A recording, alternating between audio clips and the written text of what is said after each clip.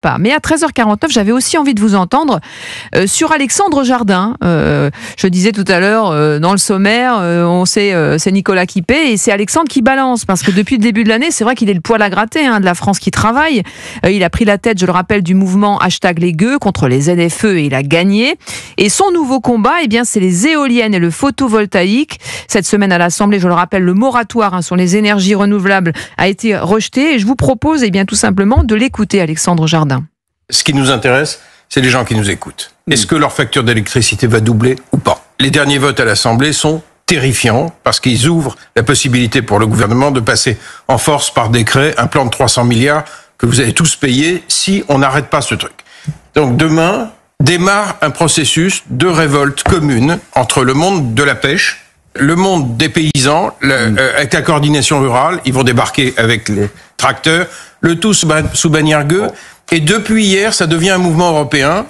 Les mendigos, c'est-à-dire les gueux espagnols, #mendigos, sont en train de naître.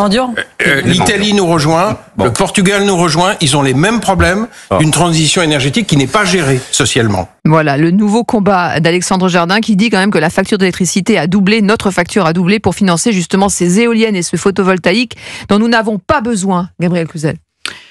Oui, alors c'est intéressant de voir que Alexandre Jardin est devenu vraiment le porte-parole, ce drôle de zèbre, je dirais, pour faire un jeu de mots, est devenu le porte-parole des gueux, comme il les appelle, et finalement des Français du quotidien, des Français ordinaires, parce que qu'est-ce qui préoccupe les Français aujourd'hui?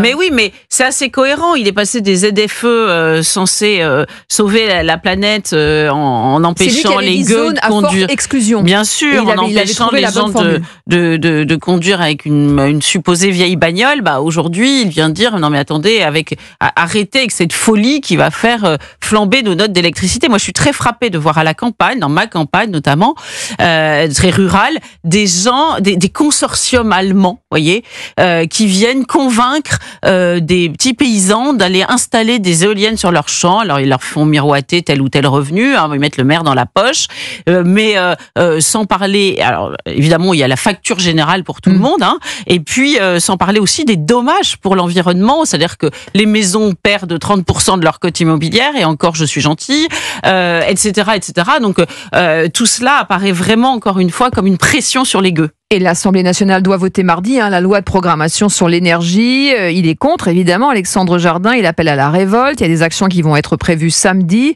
Il est aux côtés de la coordination rurale et des pêcheurs. Voilà, il mène ce combat avec une passion et une énergie incroyable. Alors, William Gonadel. Sans vouloir du tout nier les mérites d'Alexandre Jardin, il bénéficie aussi d'un phénomène qui, je vous l'avoue, me plaît assez, c'est la perte de prestige et d'influence des écolos.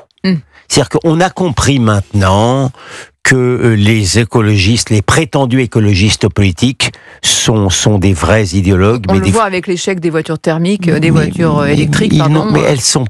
Pardon, mais je sais même plus comment elle s'appelle, la patronne des... Madame Tondelier n'a rien d'une écolo. Elle a tout d'une gauchiste. Ces gens-là ne se préoccupent pas, par exemple, des paysages. Les éoliennes devant la mer, ils tuent. Pardon, c'est aussi une question d'écologie. Ils tuent les paysages. Ils en ont rien à faire, en vérité, de la souffrance animale. Et croyez-moi, c'est quelque chose qui me tient profondément à cœur. Donc, les Greta Thunberg, comment vous l'appelez? Greta Thunberg. Voilà, c'est vous qui avez raison. Pardon, on sait ce qu'elles valent maintenant. Et donc, c'est aussi dans le creux